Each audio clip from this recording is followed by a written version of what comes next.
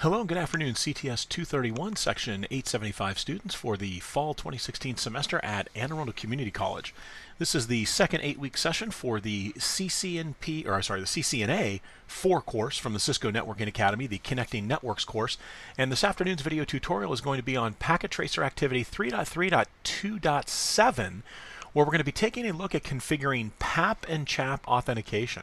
So here is our IP table here, addressing table, and let's go ahead and jump into part one of this activity. So let's go ahead and from the PC and laptop, we're going to validate connectivity here.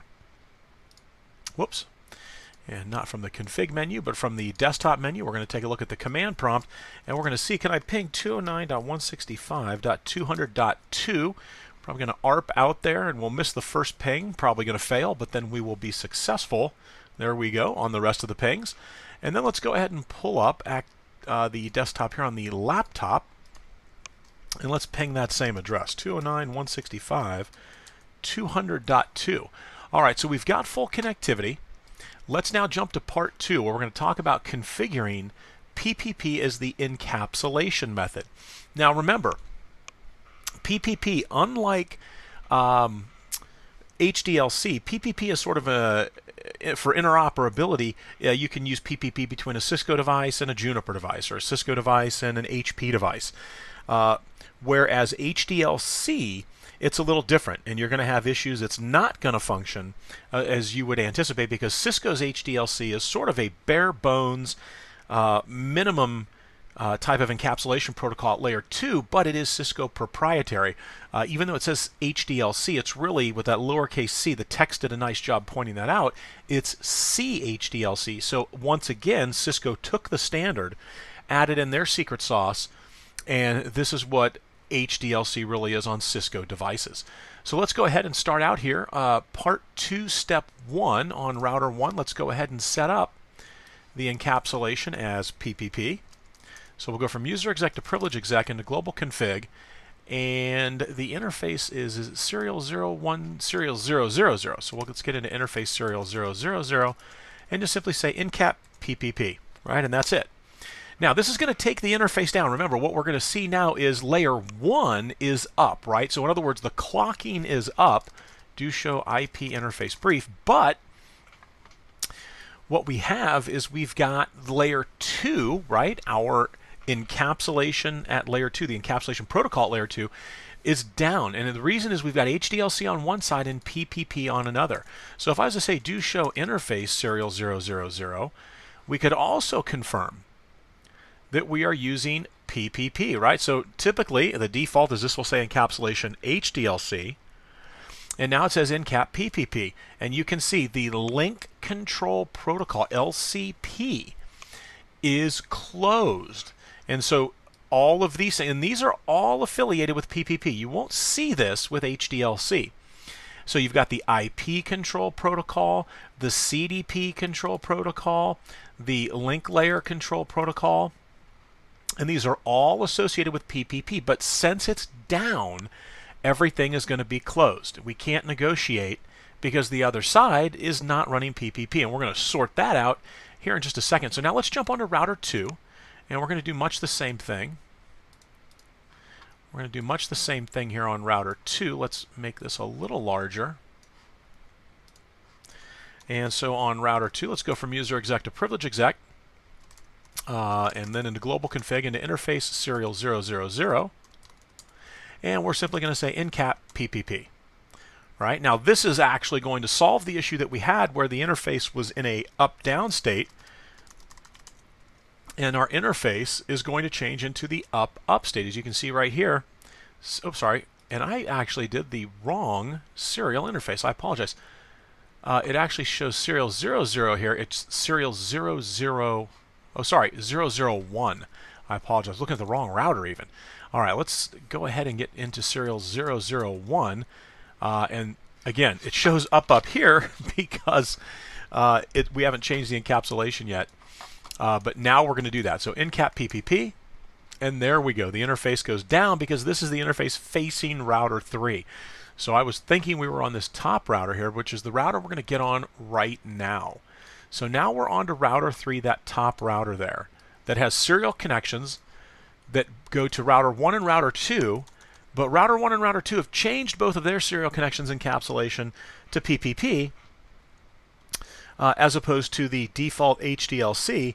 And so what we're going to do now is we're going to go ahead and go from user exec to privilege exec into global config. Let's go into interface serial 000. Before we do that, we'll say do show IP interface brief.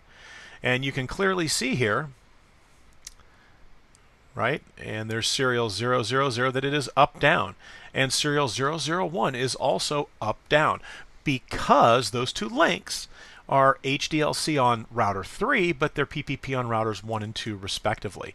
So now all I have to say is Encap PPP, and that's going to resolve the issue over to router 1. Do show IP interface brief is going to show me that we are now up, right? So everything looks good there. Now we're going to come back and we're going to say interface serial 001 Encap PPP. And so now routers 1, 2, and 3 have no issues in communicating with each other. Again, the Encap has been set to PPP, so everything is good to go. But now we've got one additional link. Do show IP interface for serial 010. Let's double check that. Yep. So interface serial 010. Now this is facing the service provider. And a quick note, you think about these when we get into the authentication component, right? The authentication request, the authentication reply with both PAP and CHAP. And one of the things to keep in mind is that these are really left over from an era that's long gone, sort of from the service provider days when you had to dial, right? You had a dial-up modem, like an America Online, where you were dialing up at 28K. Or 2800 baud or 9600 baud, right? And so that's what this is. This whole authentication thing with the serial links is kind of left over from that day and age, although it's still used today in a number of instances. But again, this is sort of an old school way to set up this authentication across PPP. But that's one of the benefits of PPP. Again, it's going to give us authentication. We could even get reliability from layer 2. We can do multi-link PPP. So I could combine a number of serial connections and put them into one multi-link bundle, and then the frames get sprayed evenly across each of those links.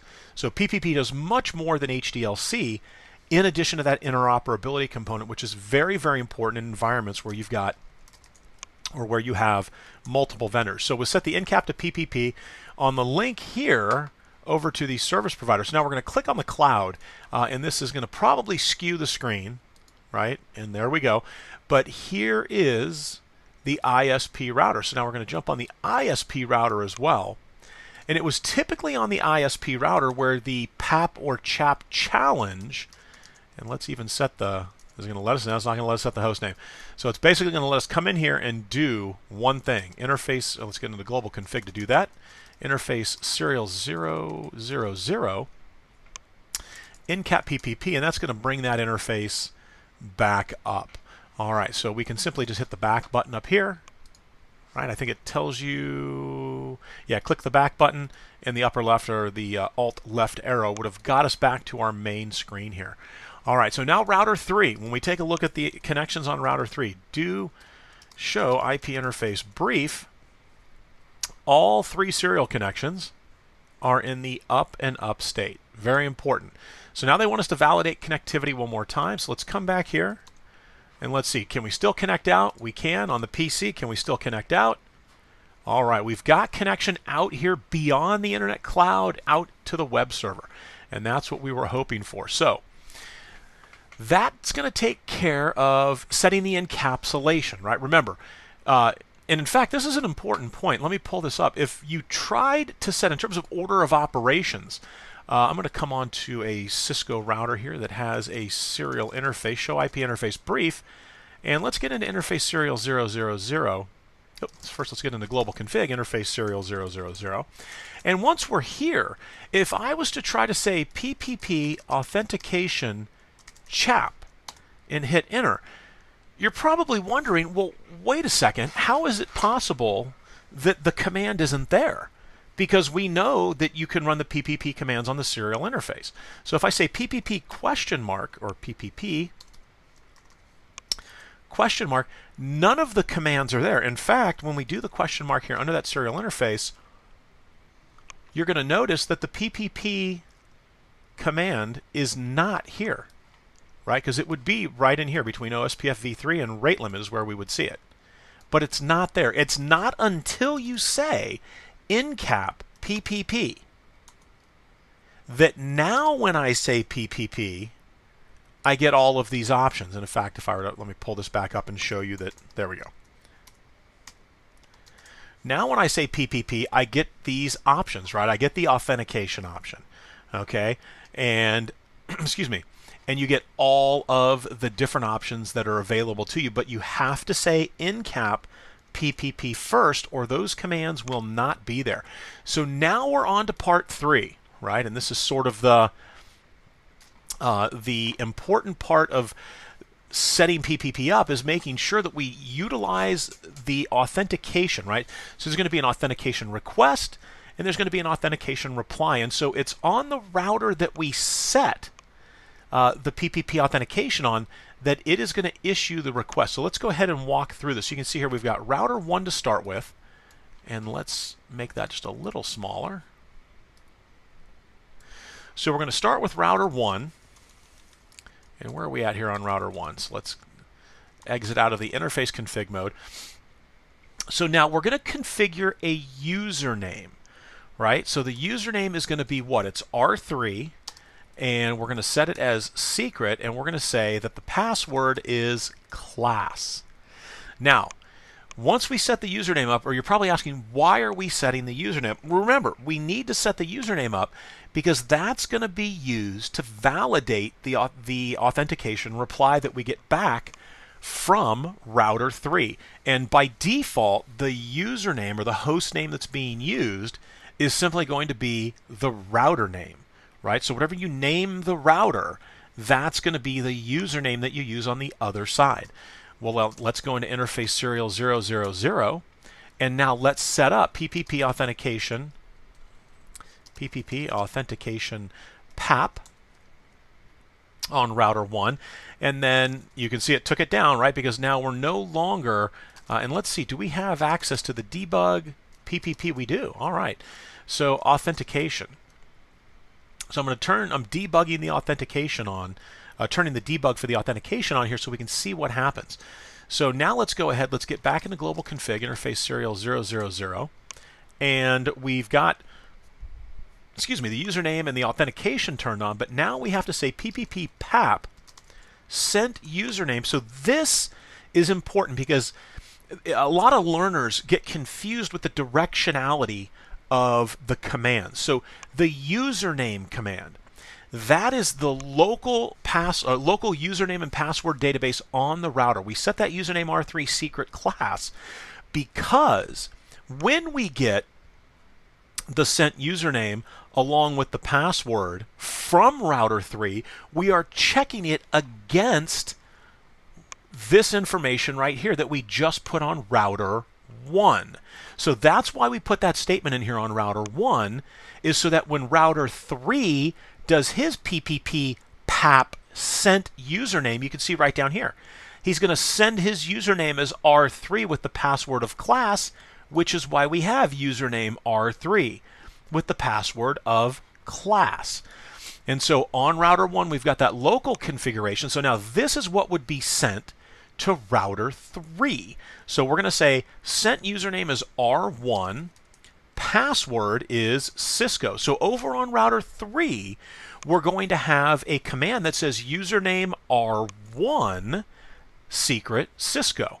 So here's that information right here for router 1, and that's all we need for router 1. So now let's transition to router 3. And scoot router 3 over here, make it a little larger. All right, so now on to router 3. We're going to go ahead and say, let's exit out of interface config mode, username R1, right?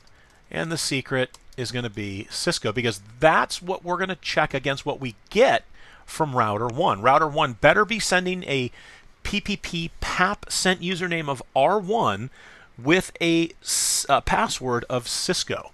If it doesn't, it's not going to bring the link back up. So do show IP interface brief. What do we look like we are up, down right now. So we've got to solve this issue. So let's get into interface serial 000 and PPP authentication PAP, and then PPP PAP sent username. Again, R3 is going to say, hey, I'm R3, and the password that I'm going to be using is class. And so what we should see here is, and there it is, right on cue, everything comes back up. The EIGRP adjacency is reformed, and everything looks great. So do show IP interface brief, and we are up between router 1 and router 3 right here. Okay, so that takes care of router 1 and router 3. Configure PPP PAP authentication between 2 and 3. Repeat step 1 to configure the authentication. Matches the password expected by the opposite route. All right, so it's kind of a free flow activity right here for step 2 in part 3. They want us to set PAP up, and they indicated here between 2 and 3. So let's do it, but we're going to use we'll use even different passwords, right? So we're in user exec here on router 2. We're going to go into privilege exec, into global config, and I'm going to say username R3. Remember, I need to have an entry here on router 2 that can authenticate router 3. So we say username R3 secret, and I'm going to say Juniper. So the password that router 3 is going to send along with its username is going to be Juniper. So now let's get into interface serial 001, and we've already did the PPP. Let's make sure, or Encap PPP. I'm pretty sure Encap PPP. All right. So once we've got this in, it's pretty straightforward. So we say PPP authentication PAP.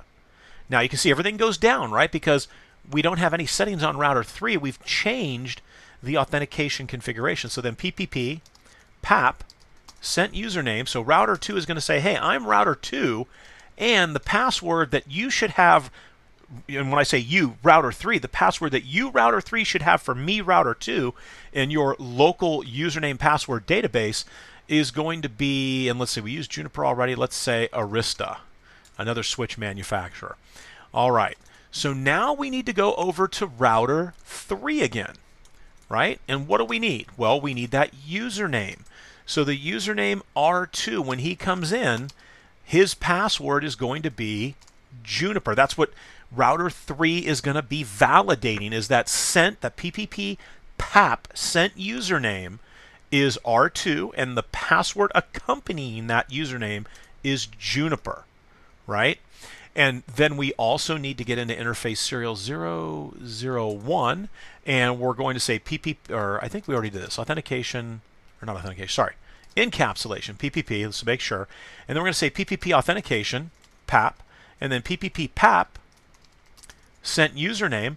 Now, router 3 is going to say, hey, I'm router 3, and my password that you configured for me is Arista. And let me make sure that I didn't get this backwards, trying to be too clever by half. It's Juniper is the password. Let's get that right. So we're going to set it to Juniper. All right. Or I'm sorry. Yeah, no, it is Arista. Router 2. Let's see what we got. Let me make sure I get this right. Router 3 is Juniper. Yeah, so we're going to send Juniper as the password. So let's go ahead and say do show run. Make sure we've got this correct here. So serial link 001 is right here. Encap PPP, PPP authentication PAP. We're saying, hey, I'm router 3, R3, and my password that you have configured router 2 should be Juniper. So we come over here to router 2 and we say do show run. And we should have a local username entry here. It should have been right after. There we go. Router 3 sets the secret, and we set it to Juniper. All right. So we come down a little further, and you can see that what are we in? Oh, wait a second. Am I on router 2 here? Yeah, okay. And the password up here should be Arista in that username setup. And let's make sure that's the case. So we're going to say no username R2. I'm going to put that again. Username R2. I may have put Juniper. Secret is Arista. And there we go, right? So the passwords match. I think I put the wrong one in initially. I apologize.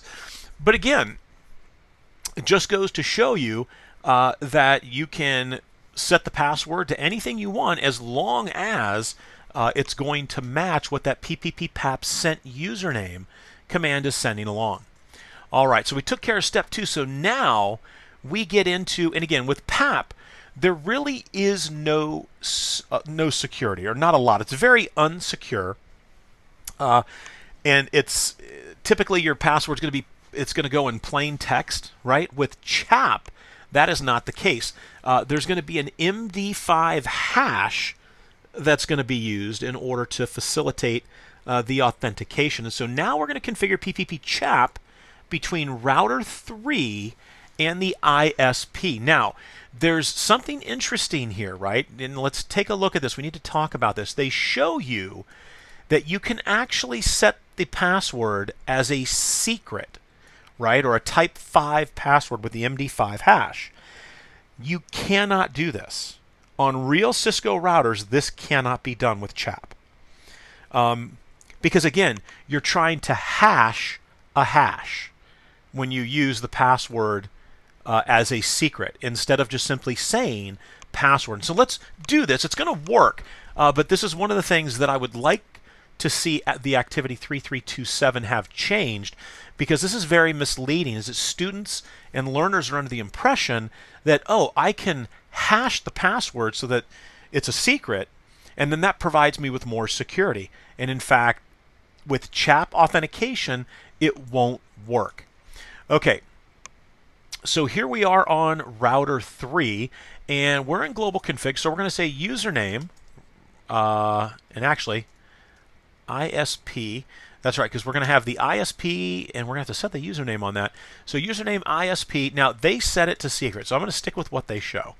And we use Cisco. And then I'm going to interface serial 010, and I'm going to say PPP authentication CHAP. Now, you'll notice that I don't have to say sent username password, because by default, CHAP is sending whatever we put in, whatever value is in as the host name, right, R3. That is what is being sent as the username, and the password will be what is in that database that we set up on the database side. Okay, so now let's jump onto the ISP router again here, and let's see. It didn't want to cooperate earlier. I'm hoping in global config here that if I say hostname, there we go, ISP. Now remember, that needs to match the entry we have in the local username password database on router 3, or else we're going to have problems. And you can change it, right? To be clear, there is a command that would allow you to send a name other than the host name, but that's a little outside the scope here for this activity. So we change the name. So let's get our username in here for R3, that when R3 is trying to authenticate, so we're going to say R3 secret, and we're going to use Cisco for everything. Okay, let's get an interface serial 000, and let's say PPP authentication CHAP. Now, you'll notice that I didn't have to put this PPP authentication CHAP in here, that it only had to be on one side. And this goes back to the service provider customer paradigm, right? Where it's the customer's not going to challenge the service provider saying, hey, what's your password, service provider? It's going to be the other way around. And typically in a service provider dial-up configuration, it's on the service provider side that they issue the PPP authentication CHAP, and that sends the authentication challenge, right? So that sends the challenge over to router 3.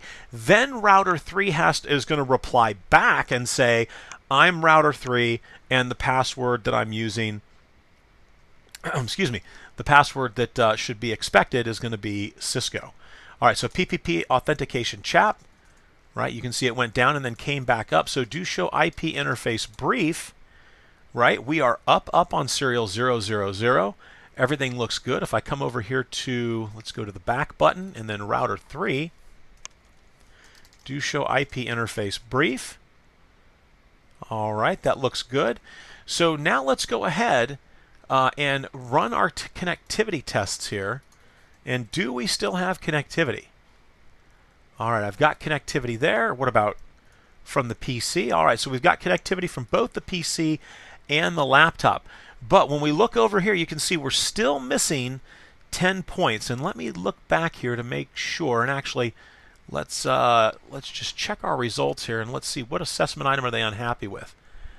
Username on router 2, it says incorrect, and username on router 3 is incorrect. All right, so it looks like we might have, let's close this out, the wrong usernames configured. So let's check this out here real quick. Let's go to router 2 and see what we had in here. Do show run. So we have username R3, and that should be what we're looking for. Let me make sure here. Oh, you know what? I'm wondering, okay, so this may, yeah, so R2 and R3, it's saying the username and each password sent on this report matches the password expected by the opposite router. I'm wondering if it didn't like, and no, that should be pretty straightforward. Secret was Cisco, so let's take a look here. Let's make sure. Do show IP interface brief. Always possible that we've got a mistake. Whoops. Do show IP interface brief. And serial 001, do show run. So we've got R3's username in here, and there's serial 001. And we've got PPP PAP sent username R2 password. And I'm wondering if it didn't like the fact that we used Cisco, or I'm sorry, Arista and Juniper as the name. So let's do this. So on router 2, let's go ahead and get into interface serial 001. And we're going to say no PPP PAP sent username R2 password Arista. So we're going to pull that off. And now let's go ahead and say no username R3. So we'll pull R3 off of here as well. And so let's do this. We'll use the same configuration off of router 1.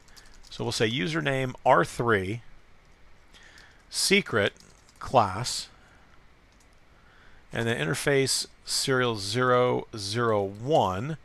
We've got the Encap PPP already, and then let's say PPP authentication PAP, and then PPP PAP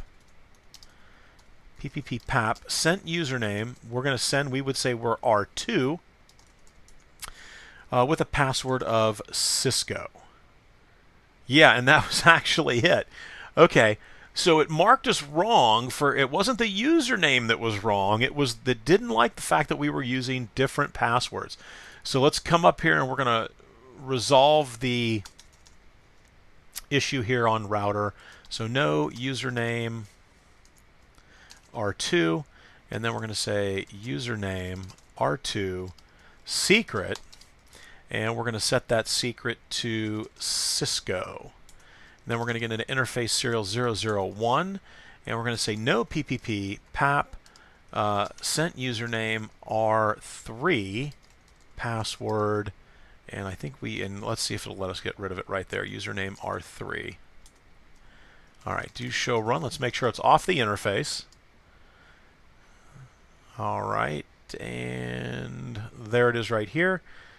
And good, so it's gone. So PPP PAP sent username for router 3 is going to be, I'm sending that I am R3 and that my password is class. And that was the problem. So yeah, sometimes Packet Tracer is looking for something specific, but keep in mind you don't have to use class and Cisco as the passwords, and highly recommended that you use something a little more difficult to figure out.